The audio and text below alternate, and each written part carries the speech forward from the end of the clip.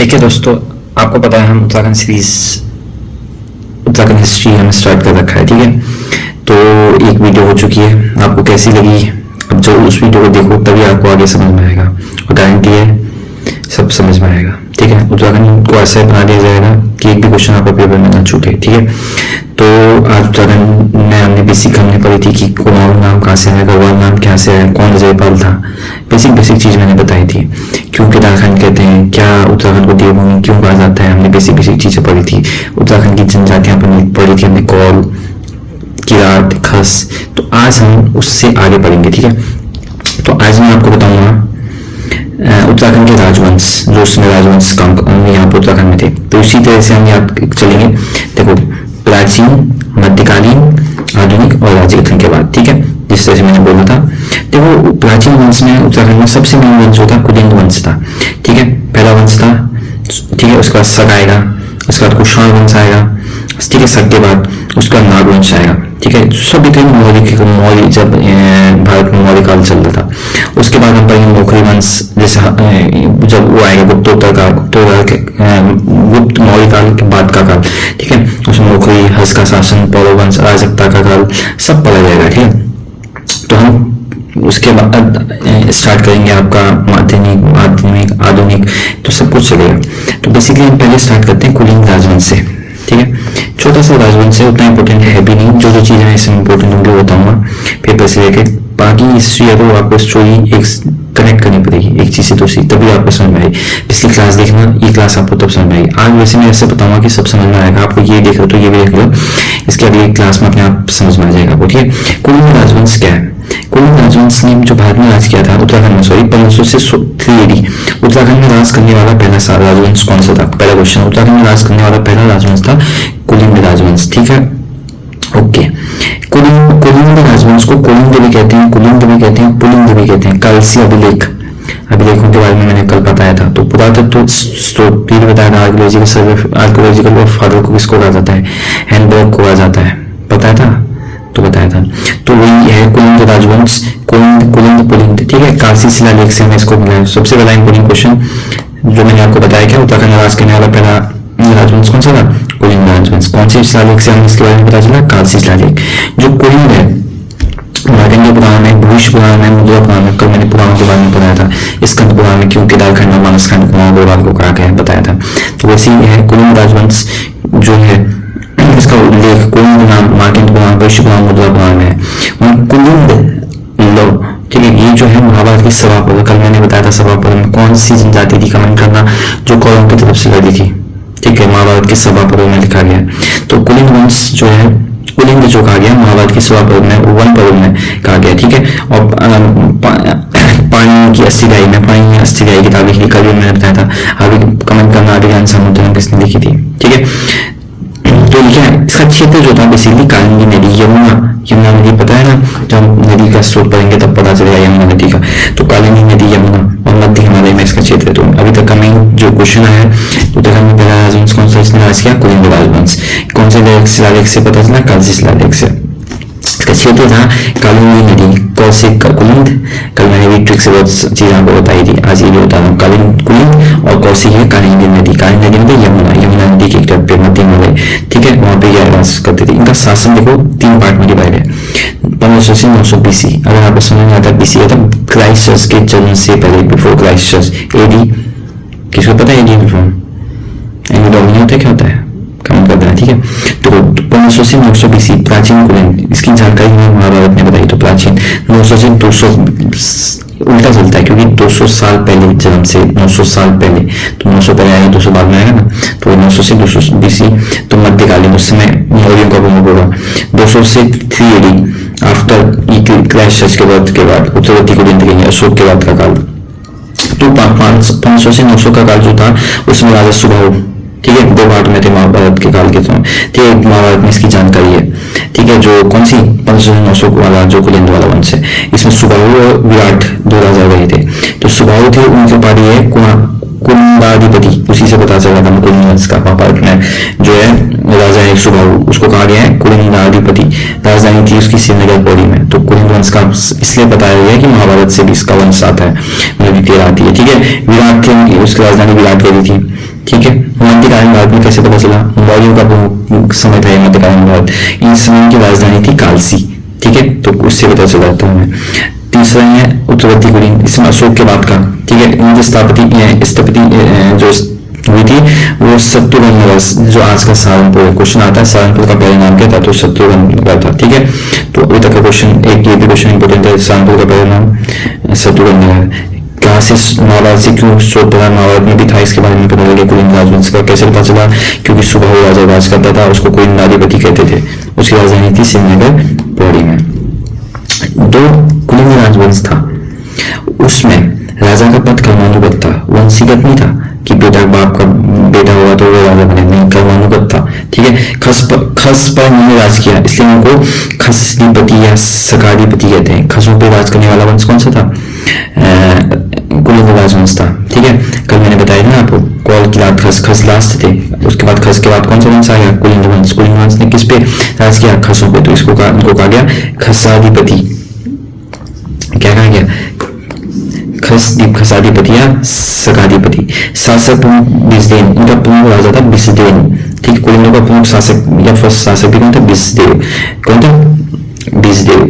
तो important question एक ही आ गया। और पहला क्वेश्चन इंपोर्टेंट था उत्तराखंड राज करने पर राजवंश कुलीन। सेकंड इंपोर्टेंट कहाँ पे सोते हैं? महाभारत में। क्यों है? वहां पे सुबाहु राजा है, सुबाहु को क्या कहा था? कुलाधिपति। तीसरा क्वेश्चन शत्रुघ्न नगर किसका नाम था? पहले सहारनपुर का। चौथा क्वेश्चन इनको क्या कहा जाता है? खसाधिपति या सकाधिपति। इन दो वंश कैसा है? कर्मानुगत है, ठीक है, गुड। उसके बाद इनका पहला शासक कौन था? प्रमुख विष्णुदेव था, ठीक है। उसके बाद अग्रराज बनेगा, धनभूति बनेगा, धनभूति सेकंड बनेगा। उसके बाद अमोदभूति, वो इसलिए इंपोर्टेंट है क्योंकि अमोदभूति के बहुत प्रकार के सिक्के चलाए, अमोदभूति प्रकार के सिक्के कहा जाता है उनको, ठीक है। एक नाम में बिजदेव इंपोर्टेंट है, एक अमोदभूति नाम से। उसके बाद शिवदेव बनेगा, शिवपाली बनेंगे, हरदत्त बनेंगे, भगवत बनेंगे, छत्तेश्वर बनेंगे। छत्तेश्वर भी सिक्के आते हैं, ठीक है। शिवदत्त, शिवपाली, हरदत्त, भगवत, इनकी भी जो थी 9 प्रकार के सिक्के आते हैं, लेकिन इंपोर्टेंट नहीं है। बिजदेव याद रखना प्रथम इंपोर्टेंट, अमोदभूति बहुत प्रकार के सिक्के आते हैं, इसलिए दो नाम, ठीक है। देखो उसके बाद अगला वंश आएगा कुशाल वंश। कौन सा वंश? कुशाल वंश, ठीक है। पहला आपको अच्छे से बता दिया, भी बता दिया, ठीक है। कौन सा? कुलीन, ठीक। अब आएगा कुशाल वंश। कुछ निकाय चीन से आए, कुछ निकाय ये यूएई से आए, ठीक है। कुछ निकाय आर्यों की सूची कबीले हैं, ठीक है। माना जाता है मध्य एशिया से आए हैं, ठीक है। इनकी भाषा थी ग्रीक। कौन सी? ग्रीक भाषा। इस आता है कुशाल वंश का संस्थापक कौन था? तो इंपोर्टेंट क्वेश्चन है, संस्थापक था इनका। जैसे मैंने कुलीन का कौन माना जाता है? अभी बताया, कुलीन का माना जाता है आपका बिजदेव। चलो कुलीन में मैं कुछ और चीजें बताता हूँ, जैसे सिक्के हैं। सॉरी, मैं कुशाल वंश थर्ड में पहुंच गया था, कुलीन के बाद अभी सिक्के। कुलीन ने कुछ सिक्के भी चलाए थे, अभी लंदन के संग्रहालय में रखे हुए हैं, ठीक है। इसके सिक्के ब्राह्मण लिपि में लिखे हुए हैं, और जो सिक्के चलाए गए थे कहाँ के? उनके संग्रहालय में। देखो मैंने बताया अभी अमोदभूति बहुत इंपॉर्टेंट था, तो अमोदभूति प्रकार के सिक्के जो तांबे और चांदी के बने हुए हैं। सबसे प्राचीन सिक्के अमोदभूति प्रकार के सिक्के हैं। अमोदभूति कौन था? एक राजा था इनका, ठीक है। तो वर्णन कहाँ पे है? ऋग्वेद में। शिव नदी त्रिशूल, उसमें देखो जो सिक्का है उसमें लिखा गया है, कैसे पता चला हमें? यज्ञों कुलिंद दृश्य कुलिंद, उसमें लिखा गया है ऐसा। शिव नदी त्रिशूल देवी मृग और स्वास्तिक उसमें बना हुआ है, ठीक है। तो अमोद प्रकार के सिक्के सबसे प्राचीन सिक्के हैं, तांबे और चांदी के मिक्स थे। उसके बाद मैं बताया था अलग प्रकार के सिक्के, ठीक है। ये राजा थे ना अलग प्रकार के, तो राजाओं के सिक्के तांबे के थे। किसके थे? तांबे के, ठीक है। उसके बाद 26 प्रकार के सिक्के, ये ब्राह्मी लिपि में लिखे गए हैं। इसमें देव जो है राहुल संकृतायन आपने बहुत इंपोर्टेंट है, सहारनपुर से मिले 36 प्रकार के सिक्के तांबे के, ठीक है। 3 प्रकार के सिक्के सबसे मेन अमोदी प्रकार के, पूछ सकता है 2 प्रकार के किसके थे? तांबे और तांबा होता है, आपको पता है, ठीक है। समुद्रगुप्त की प्रयाग शक्ति लाखामंडी शिलालेख कल बताया था मैं, लाखामंडी शिलालेख में वर्णन है कर्तव्यपुर राज्य का, ठीक है। कुल उन्होंने एक राज्य बसाया था कर्तव्यपुर, उसका वर्णन कहाँ पे है? आपका कुल बसाया था कर्तव्यपुर राज्य का वर्णन है, ठीक है। समुद्रगुप्त की प्रयाग शक्ति लाखामंडी शिलालेख में, ठीक। जो राजशेखर है उसकी काबिल वंश है, उसके अनुसार कर्तव्यपुर वंश कुलिनों की राजधानी जो थी। तो क्वेश्चन आता है कुलिनों की राजधानी कौन सी थी? तो कौन सी थी? कर्तव्यपुर, ठीक है। जो वंश, ठीक है, उसका कुलिनों की राजधानी कौन सी? कर्तव्यपुर। उनको खसाधिपति भी कहते हैं, सकाधिपति कहते हैं, तो मैं बता चुका हूँ। सबसे शक्तिशाली राजा कर्तव्यपुर का माना जाता है, रघुपति हो, ठीक। जिसका पहला राजवंश था, ठीक है। महाभारत में इसके बारे में डिटेल बनती है। इनको खसाधिपति सगाधिपति भी कहते हैं। इनका प्रथम इंपोर्टेंस आज बीसदेव था। इनके नाम के जो सिक्के भी आते हैं सबसे इंपॉर्टेंट है अमोटी प्रकार के सिक्के। अमोटी प्रकार के सिक्के सबसे प्राचीन सिक्के तांबा और चांदी के बने हैं। अमोटी प्रकार के सिक्के भी मिलते हैं, वो भी तांबे के हैं, ठीक है। एक आते हैं छत्तीसगढ़ टाइप के जो ब्राह्मी लिपि में लिखे गए हैं, ठीक है। देव राहुल शंकर दैन सहारनपुर में, ठीक है। कुंभल ने कौन सा शहर बसाया था? कत्तौपुर राज्य बसाया था। उनकी राजधानी क्या थी? कत्तौपुर ही थी, ठीक है।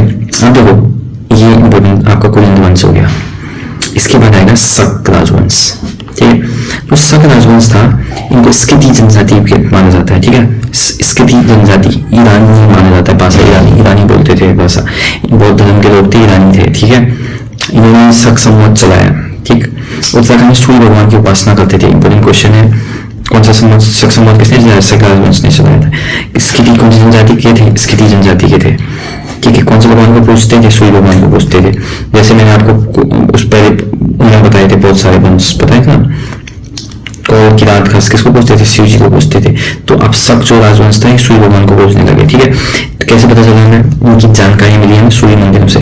कटारमल का सूर्य मंदिर आपको दिखाता हूँ मैं, ये देखो कटारमल का सूर्य मंदिर है, परेल का सूर्य मंदिर है, ठीक है। तो कटारमल का सूर्य मंदिर है, सबों से याद रखना सूर्य मंदिर, क्योंकि सब क्या थे? सूर्य भगवान की पूजा करते थे, ठीक है। कटारमल का सूर्य मंदिर या बड़ादित्य इसका पुराण है, इसके अंतर्गत आता है, ठीक है। वहाँ पे बड़ादित्य इसलिए कहते हैं, वहाँ पे पेड़ है बड़ का, बड़ जानते हो वट का वृक्ष, ठीक है। और वहाँ की कोशी नदी जिसको कहते हैं, कोशिला नदी पहले नाम था उसका। उसके तट पर कौन सा मंदिर है? कटारमल का सूर्य मंदिर। कटारमल का मंदिर कहाँ है? अल्मोड़ा में, ठीक है। 2116 मीटर की ऊंचाई पे वहां पे मूर्ति है बुद्धधारी उदित वेशी सूर्य भगवान की, विष्णु जी की और गणेश जी की, ठीक है। बेसिकली इसको कत्यूकालीन माना जाता है। कत्यूर राजवंश क्या बाद में पता चलेगा, लेकिन कटारमल सूर्य मंदिर में इसके बारे में बताया गया है। ये नहीं कहा कि शकों ने बनाए, शकों के बारे में कहाँ पता चला? शकों के बारे में कटारमल के में जो सूर्य मंदिर है उससे हमें इसकी जानकारी मिली है। माना जाता है कत्यूकालीन है कटारमल सूर्य मंदिर, कत्यूर लोग बनाएंगे, ठीक है। इसका निर्माण जो किया था राजा कटारमल, जो कत्यूर शासक था, राजा कटारमल कत्यूर शासक था, उसने बनाया था, ठीक है। तो क्वेश्चन आ सकता है कटारमल सूर्य मंदिर किसने बताया? राजा कटारमल। तो सिंपल हो जाएगा कौन सा वंश ने बनाया? कत्यूरकालीन, कत्यूर वंश, ठीक है। जो उसने कत्यूर वंश में इंपोर्टेंट क्वेश्चन है। तो कटारमल का सूर्य मंदिर कहाँ है? कौन सी नदी के किनारे? कोसी नदी के किनारे। एक पलेरी का सूर्य मंदिर, यह है टिहरी के देवप्रयाग में, ठीक है। इसका निर्माण किया राजा कल्याण वर्मन। जानकारी हमें मिलती है राजा कल्याण वर्मन के अभिलेखों से, ठीक है। राजा कल्याण वर्मन ने परेगा सूर्य मंदिर की जानकारी हमें परेगा सूर्य मंदिर के बारे में कहाँ से मिलता है? राजा कल्याण वर्मन ने। कहाँ बनाया था? टिहरी में। तो ठीक है, इनकी उपाधि थी परम भट्टारक महाराजाधिराज कल्याण वर्मन। तो परेगा सूर्य मंदिर राजा कल्याण वर्मन ने बनाया था। कहाँ बनाया था? इनका निर्माण किया गया था टिहरी देवप्रयाग में, ठीक है। देवप्रयाग के पर्वत पर टिहरी में, ठीक है। तीसरा कंडारा सूर्य मंदिर, ये भी दो भगवान में, पलेरी और कंडारा। पलेरी है आपका टिहरी में, पट्टी ऐसा पट्टी, कौन पट्टी? अगर एग्जाम में नंबर अच्छा आ गए, सिलेक्शन हो गया तो कौन पट्टी की? जो भी पट्टी की समझ गए तो पट्टी, पलेरी, टी माने टिहरी, पटेरी। कटारमल ये तो पता होगा ना, कटारमल कहाँ है? अल्मोड़ा में। तीसरा कंडारा, कंडारा याद रखना रुद्रप्रयाग में। रुद्रप्रयाग में कहाँ? मंदाकिनी नदी के तट पर कत्यूरकालीन काल का है, ललित सूर्यदेव शासक थे, उन्होंने बनाया था। किसने बनाया? कंडारा। यार ऐसे याद कर लो, ललित कंडारा में बनाया, कंडारा ललित सूर्यदेव ने बनाया, सूर्यदेव ने सूर्य, तो ललित सूर्यदेव ने कंडारा में बनाया। राजा कल्याण ने कौन सा बनाया? पलेरी, ठीक है। और कटारमल का सूर्य मंदिर ये बनाया राजा कटारमल ने। कटारमल तो याद हो गया, पलेरी को कैसे याद रखोगे? जब पटेरी क्या होगा? आपका कल्याण हो जाएगा। पटेरी कैसे? जब सिलेक्शन होगा। तो पटेरी पलेरी कहाँ? पटेरी ना टिहरी में। कब सिलेक्शन होगा तो क्या होगा? समझिए, कल्याण हो जाएगा। तो राजा कल्याण ने बनाया। कंडारा सूर्य मंदिर कैसे किसने बनाया? ललित ने, ठीक है, ललित सूर्यदेव ने, ठीक है। अब तो बोलोगे नहीं, देखो मैंने फोटो भी लगा दी, कल्याण का सूर्य मंदिर, हाथ जोड़ दो, ठीक है। और सूर्य नमः कमेंट कर देना, ठीक है, इतना तो कर दोगे। ओके, चलो आगे बढ़ते हैं। अब हम पढ़ते हैं कुषाण वंश, ठीक है। कुषाण वंश, कुषाण वंश कुछ न कहा चीन से आए, कुछ न कहा यूएई से आए, ठीक है। बेसिकली मध्य एशिया के को माना जाता है, ठीक है। आर्यों के वंश भी माना जाता है, सूची कबीले, ठीक है। मेन क्वेश्चन, कुषाण वंश का संस्थापक कौन था? कुजुल कैटफिशस। इनकी भाषा क्या थी? ग्रीक। प्रमुख शासक इनका माना जाता है कनिष्क, ठीक है। धर्म उसका ना बौद्ध धर्म का था, यहूदी, ठीक है। समाधि उसकी पेशावर पाकिस्तान में है। तो आता है कनिष्क के बारे में आ सकता है। कुषाण वंश का संस्थापक कुजुल कैटफिशस, प्रमुख शासक कनिष्क, ठीक है। ये इंपोर्टेंट है, संस्थापक इंपोर्टेंट है, प्रमुख शासक जो है वो इंपोर्टेंट है, कनिष्क, ठीक है। अंतिम शासक पूछ सकते हैं। अंतिम शासक है आपका वसुदेव। कौन है? वसुदेव। आप देखो कनिष्क की वो कहाँ है, इसको ऐसे लिखा जाएगा, ठीक है। कनिष्क की समाधि पेशावर पाकिस्तान में, धर्म बौद्ध, ठीक है। इसकी मुद्राएं अभी भी जो है ऋषिकेश में मुनि की रेती में, ठीक है। मुद्राएं कहाँ पाई गई? ऋषिकेश की मुनि की रेती में और सिंहगढ़ की पौड़ी में, सुमारी में, ठीक है। क्वेश्चन पूछ सकते हैं मुनि की रेती कौन सी जगह पे है? ऋषिकेश में, ठीक है। सुमारी कहाँ है? सिंहगढ़ पौड़ी में, वहां पे मिली। सबसे इंपोर्टेंट क्वेश्चन, कुषाण वंश का जो है संस्थापक कुजुल कैटफिशस, मेन नेता नहीं, सॉरी मेन नेता मेन ना होते हैं, प्रमुख शासक कनिष्क, ठीक है। तो कुषाण वंश से इतना ही पूछा जाता है, इंपोर्टेंट है। अब देखो नाग वंश बहुत इंपोर्टेंट है, आपने सुने देखे होंगे, देखो नागनाथ मंदिर चंपावत का, बेनाग जो है नाग मुकट मंदिर माना जाता है, उसी नाम पे बेनाग से रखा गया है, ठीक है। सी मुखम टेरी में, ठीक है। ये सब बताए जाएंगे। नागवंश बहुत इंपोर्टेंट है, इसको करते हैं, ठीक है। माना जाता है इसके साक्ष्य नाग मंदिर में, ये नागवंश की लिपि इसकी थी संकलिपि, ठीक है। कौन सी लिपि? संकलिपि। क्वेश्चन आ सकता है नागवंश की लिपि क्या थी? संकलिपि। क्या रख लो? मंदिर, नाग मंदिर, मंदिर में शंख बजाया जाता है, ऐसा नाग संकलिपि, ठीक है। अब देखो इसके साक्ष्य कहाँ से? नाग मंदिर है चंपावत में, अभी दिखाया मैंने, ठीक है। बाद में हम चंद्रवंश पढ़ेंगे तो पता चलेगा। नाग मंदिर जो चंपावत का है, इसको बनाया गया था, किसने बनाया था इसको? कल्याण चंद्र ने, लिख भी लेता हूँ मैं, कल्याण चंद्र ने, ठीक है। इससे हमें पता चला था 1653 में बनाया था। बेनाग में पिथौरागढ़ में बेड़ी मंदिर, नाग मंदिर है। इसकी जानकारी में त्रिशूल अभिषेक कोपेश्वर चमोली से मिलती है। गोपीनाथ में शिव जी का मंदिर है, शिव जी का ग्वाला रूप है वहाँ, ठीक है। 4 नाग शासकों नाम उसमें लिखे गए हैं, ठीक है। स्कंदनाग, विभु, अंशु, गणपति। सबसे प्रतापी जो प्रतापी नागवंश का था वो था कौन? गणपति। तो ये नाम याद रखने हैं आपको, 4 नाग शासकों के नाम, ठीक है। कहाँ रखे? स्कंदनाग, विभुनाग, अश्वनाग, गणपति नाग, ठीक है। और कौन से अभिलेख से हमें इसकी जानकारी मिलती है भी याद रखना, चमोली में है त्रिशूल अभिलेख, ठीक। गोपीनाथ का जो गोपीनाथ शिव मंदिर है, शिव का वाला रूप, ठीक है। बेनाग पता गया, नाग मंदिर चंपावत, बेनाग पिथौरागढ़ में, शिव मुख्य मंदिर टेरी में। 3 है जो इम्पोर्टेंट है, नाग मंदिर आपका चंपावत, बेनाग का मंदिर पिथौरागढ़ डिस्ट्रिक्ट में, ठीक है, बेनाग में है, और शिव मुख्य मंदिर टेरी में। कुछ अभिलेख बताता हूँ इस समय की जो इसके जानकारी मिलती है। देखो अजयपाल की राजधानी मूर्तिपिटिका देवगढ़ पौड़ी से हमें अभिलेख मिलता है, मुझे बताता है अजयपाल की राजधानी के बारे में। ईटों पर उत्कीर्ण जो है हिमालय नैनीताल के में और देहरादून के बालवाला में। गुफाओं पर उत्कीर्ण त्रिपुरा के टी में मिला है। मुद्रा जो मिली है मायापुरी मयूरनगर हरिद्वार में मिली है। ये जो इम्पोर्टेंट था वो मैंने बता दिया। नागवंश का पहला क्वेश्चन आ सकता है, जो कौन से अभिलेख से हमें जानकारी? त्रिशूल अभिलेख। कहाँ पे? गोपेश्वर चमोली में। क्या लिखा गया है उस अभिलेख में? 4 नाग शासकों के नाम है। कौन सा इंपोर्टेंट है? सबसे गणपति। कौन थे? स्कंद, विभु, अश्व, गणपति, ठीक है। उसके बाद आता है आपका नागवंश में, समझिए ना, नागवंश में आप याद रखोगे त्रिशूल अभिलेख, 4 नाग शासकों के नाम। कुषाण वंश में आप याद रखोगे संस्थापक और उसके प्रमुख शासक, ठीक है। उससे पहले मैंने उसमें कुलिंद राजवंश मैंने याद ही करवा दिया। अब हम याद करेंगे, आप करेंगे मौखरी राजवंश। ये भी छोटा वंश है, मौखरी वंश उत्तरी, ठीक है। उत्तरी गुप्तों के बाद गुप्तों के सामंत थे। प्रथम सामंत हरिवर्मा, अंतिम शासक गृहवर्मा, ठीक है। हर्षवर्धन ने पुष्यभूति वंश को संस्थापक किया था, ठीक है। उपाधि हर्षवर्धन को क्या उपाधि मिली? शिलादित्य, पत्थर का सूर्य, ठीक है। जो हर्षवर्धन थे प्रत्येक 5 साल में प्रयागराज में धार्मिक सम्मेलन करता था। हर्षवर्धन के बारे में पता होना चाहिए, हिस्ट्री पढ़ी जब तब बताऊंगा, ठीक है। हर्षवर्धन क्या था? हर 5 साल में धार्मिक सम्मेलन करता था। उन्हें प्रथा चलाई कि भूराजस्व प्रणाली, सामंती प्रथा, ठीक है। हर्षवर्धन का ही दरबारी का पिता मानभट्ट। इसके समय आता है ह्वेनसांग, आपको दिखाऊंगा मैं, देखो king Harshvardhan last great Hindu empire इसको माना जाता है। उस समय आता है ह्वेनसांग, ठीक है। ह्वेनसांग आया था। उपाधि ह्वेनसांग को उपाधि क्या थी? नीति का पंडित या सांख्य मुनि, ठीक है। ह्वेनसांग को उपाधि दी गई थी नीति का पंडित या सांख्य मुनि। बहुत शक्तिशाली था कौन? हर्षवर्धन। एक युद्ध द्वारा पुलकेशिन सेकंड चालुक्य वंश का कर्नाटक से पता चला। पुलकेशिन सेकंड की जो हर्षवर्धन की किताब है बाणभट्ट, ठीक है। एक युद्ध हारा हर्षवर्धन युद्ध, कौन सा हारा? पुलकेशिन सेकंड से हारा था, चालुक्य वंश का जो था कर्नाटक में, पुलकेशिन सेकंड, ठीक है। कैसे बना चला ना, हर्ष की किताब बाणापट्टे से, ठीक है। पुलकेशिन सेकंड का ऐहोल अभिलेख कहाँ पे है? नागल बागलकोट कर्नाटक में। तो बेसिकली मौर्य वंश के समय में कुछ नहीं पढ़ना है, उस समय बेसिकली ये जो थे ये हर्षवर्धन जो गुप्तों के सामंत थे, इतना पता चलना, ठीक है। प्रथम सामंत भाईवर्मा था, अंतिम शासक गरुड़वर्मा था। सामंती प्रथा किसने चलाई थी? हर्षवर्धन ने चलाई थी। तो क्वेश्चन इसमें सिंपल ये आएगा, ये कौन थे? ये गुप्तों के सामंत थे, ठीक है। सामंती प्रथा किसने चलाई थी? हर्षवर्धन ने चलाई थी, ठीक। हर्षवर्धन का पूछ सकता है तो हुमायूं सिंह किसके समय आया था? हर्षवर्धन के समय आया था। कुछ नहीं है, मौर्य वंश इतना ही है। अब जो पौरव वंश, इसकी राजधानी थी ब्रह्मपुर, मतलब अल्मोड़ा, पौड़ी और चमोली, इन तीनों को मिक्स करके जो बनता है उसको कहते हैं हम ब्रह्मपुर कहते थे। इसकी जानकारी तालेश्वर ताम्रपत्र लेख से मिलती है, ठीक है। इसमें बेसिकली जो था हर्षवर्धन की मृत्यु के बाद उत्तराखंड में सत्ता का क्या हो गया? विलीनीकरण हुआ, ठीक है।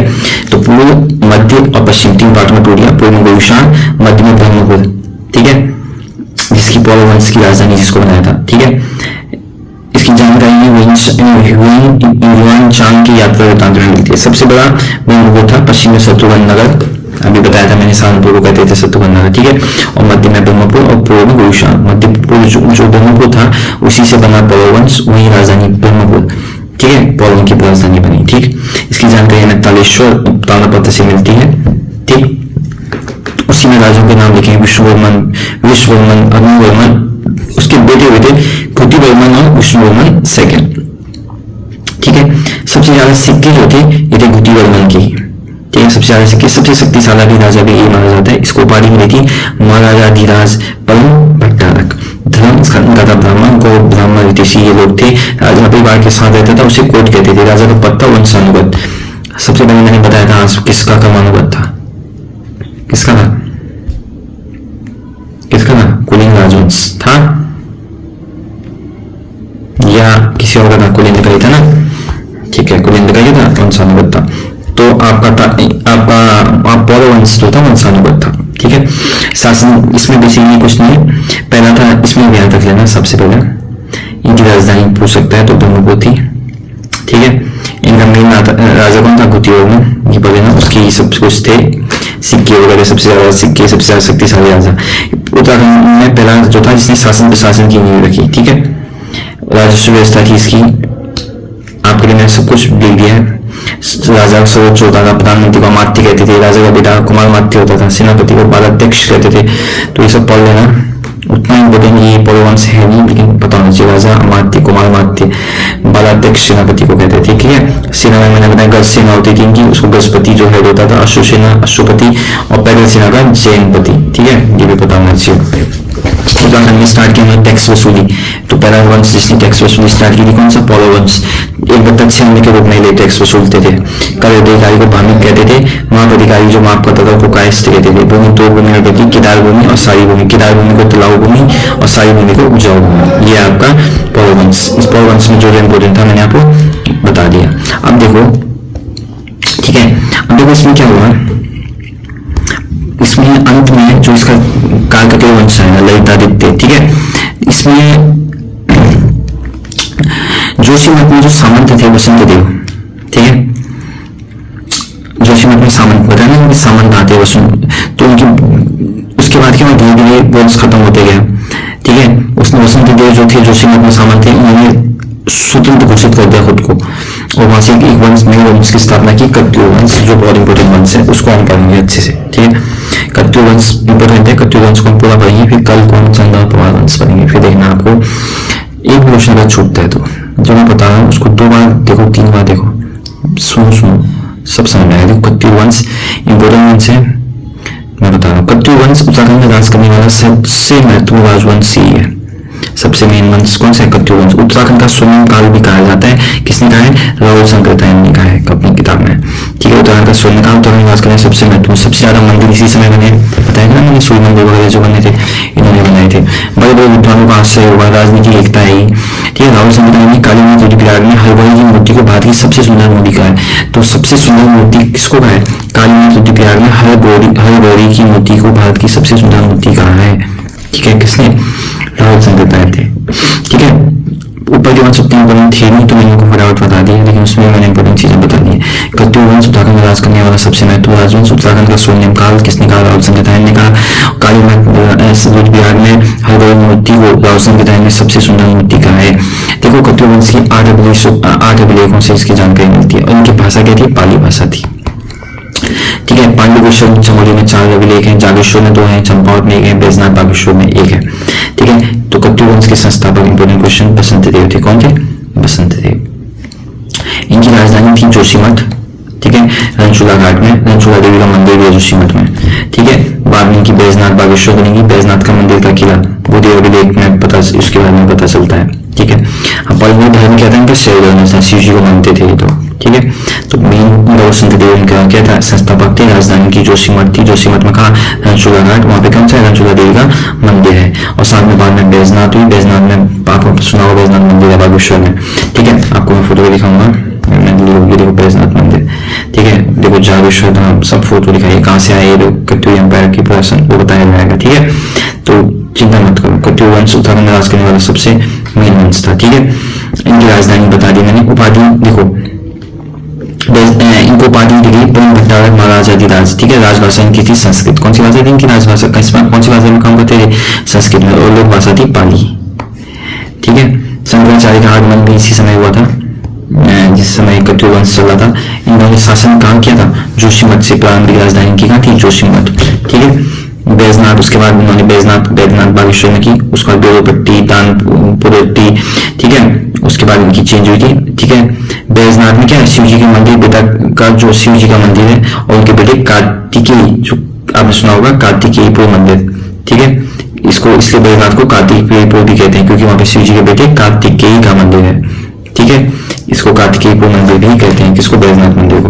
ठीक है, भारत का सबसे सुंदर मंदिर किसको कहा गया? हर गौरी की मूर्ति को। कहाँ है? कालीमठ रुद्रप्रयाग में। ठीक है, अब इतना समझ में आ गया। शंकराचार्य का आगमन किसके समय हुआ था? कत्यूर वंश के समय में हुआ था।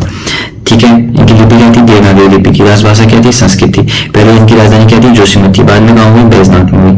ठीक है, और कार्तिकेयपुर क्यों कहते हैं बैजनाथ को? क्योंकि वहां पे शिव जी के बेटे आपके कार्तिकेय का मंदिर है। ठीक, देखो राजधानी का जिक्र उनका कैसे पता चला? मैं समुद्रगुप्त की प्रयाग शक्ति और राजशेखर की काव्य मीमांसा में भी बताया। अब इनका पहला राजा था बसंत देव, जो थे संस्थापक इनके। ठीक है, पत्नी उनकी राजनारायणी वासुदेव नाम लोका था उन्हें। तो वसंत देव का एक और नाम है वासुदेव, पूछा जाता है वसंत देव का नाम वासुदेव। ठीक है, एटकिंसन के अनुसार ये वंश कश्मीर के कत्यूर राजवंश का अंग था।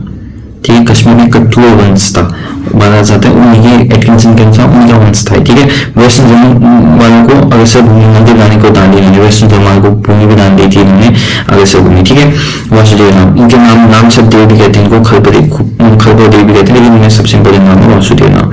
ठीक है, वसुदेव देव का बारे में कुछ नहीं, संस्थापक थे, इतना याद रखना। उसके बाद आए नाम सतदेव, उसके बाद आए खरबो देव, उसके बाद आए अधिराज देव, कल्याण राज देव। ठीक है, उसकी जानकारी हमें बूढ़े अभिलेख से मिलती है, इंपोर्टेंट उतना है नहीं। उसके बाद त्रिभुवन राजदेव, उपाधि कोई की किरातों के साथ मैंने संधि की, इसलिए इंपोर्टेंट है त्रिभुवन राजदेव। त्रिभुवन भगवान के नाम पे संधि करेंगे, ऐसे याद रखो, किरातों के साथ संधि की। ठीक है, इनके समय बंगाल का शासक धर्मपाल ने हमला किया और धर्मपाल हार गया। ठीक है, तो ये इंपोर्टेंट है। त्रिभुवन राजदेव ब्यागेश्वर देवता के मंदिर के लिए भूमि दान भी दी। ठीक है, तो त्रिभुवन राजदेव याद रखना, किरातों के साथ मैंने संधि की, बताया ना, कौल, किरात और खस, तो किरात के साथ संधि किसने की? त्रिभुवन राजदेव। तो याद रखना, सबसे पहले बसंत देव इंपोर्टेंट है, पहला था त्रिभुवन राजदेव, इसलिए इंपोर्टेंट है, किरात के साथ संधि की, और साथ में ब्यागेश्वर देवता मंदिर के लिए भूमि दान दी। देखो निम्बोदेव बहुत प्रतापी शासक था, इन्होंने पालों के साथ संधि की, पाल वंश के साथ संधि की। ठीक है, इसको शत्रुघ्नता भी कहते हैं। इसकी प्रशंसा ललित सुखदेव ने भी की थी, ललित सुखदेव ने की। उपाधि धारा इन्होंने कुछ नहीं की। राज्य का एकीकरण किया, जागेश्वर मंदिर का निर्माण किया, जागेश्वर मंदिर का निर्माण किया, तो इसलिए इंपोर्टेंट है। अल्मोड़ा में जो जागेश्वर मंदिर है किसने बनाया? ये बनाया कत्यूर ने। कत्यूर का कौन सा राजा था? निम्बर देव। कौन सा? निम्बर देव, उसने बनाया था आपका क्या कहते हैं ये जागेश्वर मंदिर। उसके बाद आई इष्टवर्ण देव, फर्स्ट राजा जिसने संपूर्ण उत्तराखंड को एक सूत्र में बांधने का प्रयास किया। ईस्ट है, नाम से आता है ईस्ट। ईस्ट क्या करेंगे, सबको एक करेंगे। कहते ना जब भगवान भी धर्म है, चाहे आप जनरल हो, SC हो, ST हो, सब सेम है। ये तो इंसान को ज्यादा बांटा गया है। तो इसलिए ईस्ट के देव में जब जाएंगे तो इन्होंने उत्तराखंड को एक सूत्र में बांधने का प्रयास किया। जागेश्वर मंदिर बनाया निम्बा देव ने, ईस्ट ने कहा मंदिर तो बना दिया, चलो ऐसा करते हैं। नवदुर्गा, मूसा मदनी, नटराज मंदिर उन्होंने वहां पे बनाया। तो वहां पे जागेश्वर में जाओगे तो इनके भगवान के मंदिर भी मिलेंगे। किसने बनाया, ईष्ट देव ने, ईष्ट देव ने। देखो अभी मैं दिखाता हूँ, देखो नटराज की मूर्ति है, नवदुर्गा मंदिर है, ठीक है। कहाँ, जागेश्वर में। किसने बनाया, निम्बा देव ने। समझ में आ गया। सबसे पहले बसंत देव थे जो बहुत इंपॉर्टेंट राजा थे, पहले राजा थे इसलिए, ठीक है। उनका नाम वासुदेव भी है। उसके बाद त्रिभुवनराज देव इसलिए इंपॉर्टेंट आपको लगे कि रातों के साथ संधि की थी इन्होंने। साथ में इन्होंने पहली बार धर्मपाल ने इन पे हमला, बंगाल के शासक ने हमला किया था और ये जीत गए थे। निम्बा देव इसलिए इंपॉर्टेंट थे क्योंकि उन्होंने जागेश्वर धाम का निर्माण किया और उन्होंने ईस्ट को उन्होंने वहां पे क्या करा, महिषा मर्दिनी, नवदुर्गा, नटराज मंदिर बसाया, ठीक है। अब आए ललित सुदेव, ठीक है। ललित सुदेव सबसे प्रतापी शासक इनका माना जाता है। ललित सुदेव बहुत इंपॉर्टेंट नाम है। उपाधि उन्होंने गौरव भद्र की उपाधि मिली थी। पांडुकेश्वर ताम्रपत्र में बड़ा अवतार भी माना जाता है इनको, विष्णु अवतार भी माना जाता है ललित सुदेव को, ठीक है। इन्होंने बनाया था कंडारा का सूर्य मंदिर, बताया ना मैंने, सूर्य मंदिर बनाए थे। पढ़िएगा किसने बनाया था, टीवी में बताया नहीं, कल्याण हो जाएगा, बताया था कल्याण आगे। और इसको किसने बनाया, ललित देव ने, ठीक है। ललित सुदेव ने कौन सा बनाया था, कंडारा का सूर्य मंदिर, ठीक है। जानकारी में पांडुकेश्वर ताम्रपत्र से मिलती है। तो ललित सुदेव इंपोर्टेंट है, इन्होंने बनाया था कंडारा का सूर्य मंदिर। उसमें बंगाल में राज कौन करे थे, नारायण पाल, ठीक है। तो ललित सुदेव ने क्या बनाया, बहुत प्रतापी शासक माना जाता है, इन्होंने बनाया था कंडारा का सूर्य मंदिर। उसका आता है भूदेव, भूदेव अभिलेख से भी बागेश्वर जो बैजनाथ में पता चलता है, ठीक है। बौद्ध धर्म का विरोधी था, बौद्ध समाज शत्रु, ठीक है। तो क्वेश्चन आ सकता है, बौद्ध धर्म के विरोधी कौन थे, भूदेव। भूदेव कहते थे भाई बौद्ध नहीं, एक ही धर्म चलेगा। कौन से धर्म वाले, शैव धर्म वाले थे, ठीक है। बौद्ध धर्म विरोधी थे। शंकराचार्य का आगमन आय ज्योतिमठ में, जोशीमठ की स्थापना की। जो जोशीमठ किसने स्थापना की थी, शंकराचार्य ने। कब आए थे, भूदेव के समय में। तो क्वेश्चन आता है देखो ज्योतिमठ, जोशीमठ है, इसकी स्थापना किसने की थी, शंकराचार्य ने। कब आए थे, भूदेव के समय में आए थे। उसके बाद तो छोटे छोटे राजा बने थे, सोलरादित्य बने, इच्छदेव बने, इष्टदेव भी कहते बहुत विद्वान थे। देशदेव बने, पदम देव बने, सुखसिंह राजदेव बने, नरसिंह देव बने, ठीक है। प्रीतम देव बने, ठीक है। प्रीतम देव के बारे में मैं बताता हूँ। उन्होंने स्थापना की है पिथौरागढ़ की, ठीक है। जो पिथौरागढ़ है उसकी स्थापना किसने की, इंपोर्टेंट है, प्रीतम देव ने। उनकी पत्नी है, बहुत इंपॉर्टेंट है, प्रीतम देव याद रखना। उनकी स्थापना की थी प्रीतम देव ने स्थापना की थी पिथौरागढ़ शहर की। उनकी पत्नी है जिया रानी। जिया रानी को माना जाता है कत्यूरों की कुल देवी। अब इसके इनके अन्य जागरों में इनके अन्य नाम जागरों में इनके पृथ्वी पाल भी कहते हैं इनको, प्रीतम देव को प्रीतम शाही, पिथौरा शाही और राजा विदेव, ठीक है। अब जो जिया रानी जो उनकी बीबी है ना, उनका दूसरा नाम है पिंगला प्योला। देखो जिया रानी के बारे में मैं बताऊंगा, पिंगला प्योला या कुमाऊं की लक्ष्मी बाई या कुमाऊं की न्याय की देवी, इसको कहा जाता है जिया रानी को। जिया रानी किसकी पत्नी थी, सॉरी, पृथ्वीपाल या प्रीतम देव की। पृथ्वी ने स्थापना किसकी थी, पिथौरागढ़ की, ठीक है। जिया रानी के जो पिता थे अमरदेव पंडित, हरिद्वार से थे, ठीक है। इनको कहा जाता है कुमाऊं की लक्ष्मीबाई या न्याय की देवी भी कहा जाता है। 398 में तमिलनाडु में भारत में आक्रमण किया। हरिद्वार के राजा अमरदेव पंडित थे उस समय, जो उनके पिता थे, ठीक है। उन्होंने सहायता मांगी थी प्रीतम देव ने, ठीक है। तो 1420 में दिल्ली में सैयद वंश था, उसमें लगा था कटिहार, राजा था कटिहार, ठीक है। उसने हरि सिंह कटिहार का राजा कौन था, सैयद वंश था। कटिहार का राजा उस समय हरि सिंह था। वो भारतीय रानी जिया रानी ने उनको शरण दी थी, ठीक। तो युद्ध हुआ था हल्द्वानी काठगोदाम में, जिया रानी वर्सेस सैयद, उसमें जिया रानी घायल होकर मृत्यु हुई थी। तो जिया रानी बहुत इंपॉर्टेंट है, इसलिए कत्यूरों की कुल देवी माना जाता है। इनकी समाधि है चित्रशिला राजधानी बाग में, हर साल यहाँ पे पूजा होती है। अभी देखो आपने, ये देखो यहाँ ये है, यहाँ पे जिया रानी की समाधि, इससे उधर आपकी चिताएं जली जाती है। यहाँ पे क्या होता है, या इसकी इधर इस साइड चिताएं नहीं जलती है, इस साइड चिताएं जलती है। तो ये जिया रानी की समाधि है चित्रशिला राजधानी बाग में, ठीक है। तो यहाँ पे प्राचीन ऐतिहासिक गुफा भी है जिया माता की, और वहाँ पे वो भी है, ठीक है। बहुत इंपॉर्टेंट है। प्रीतम देव की बीबी थी जिया रानी, कत्यूरों की कुलदेवी है। इनकी समाधि है चित्रशिला राजधानी में, ठीक है।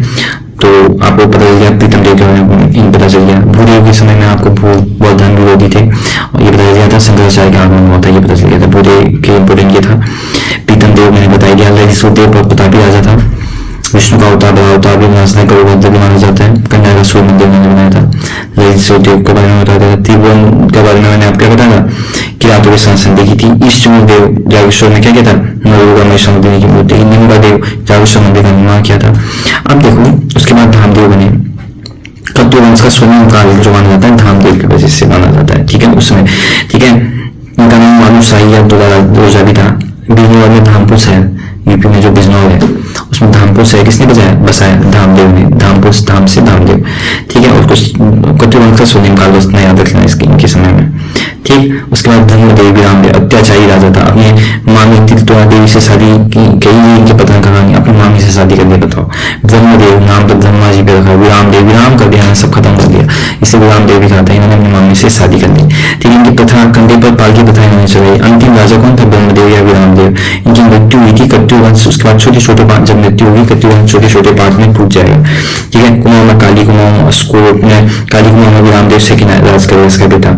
अस्कोट में रजवाड़ी करेंगे, डोटी अलग हो जाएगा। सौ घाटी में बंगाल, सिरा घाटी में रेखा, पाली पछाऊ में असित देव, चांद गढ़वाल में चांदपुर का दुमाल, सब उत्तराखंड के पश्चिम में सिमोर राज्य था, उसका राजा थे देवपाल, उसकी जानकारी में थे तब बात निशानी में, ठीक है। उसके बाद क्या होगा, ये कत्यूर वंश पूरा खत्म हो जाएगा। इसका देखो प्रशासन इंपोर्टेंट पूछा था। इसका सर्वोच्च पद जो होता है वो होता है राजा का।